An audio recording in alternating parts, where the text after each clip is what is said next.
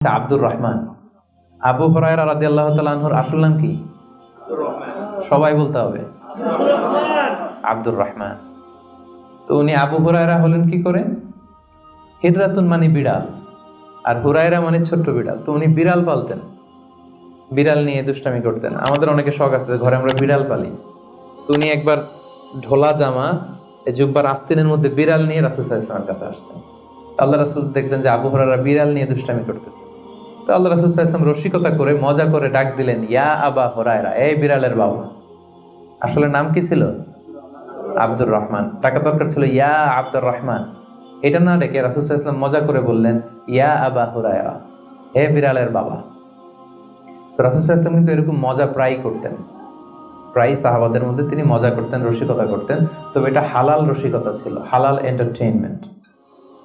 রাসূল সাল্লাল্লাহু আলাইহি ওয়াসাল্লাম একটু রসিকতা করে বললেন, ইয়া আবা হুরায়রা,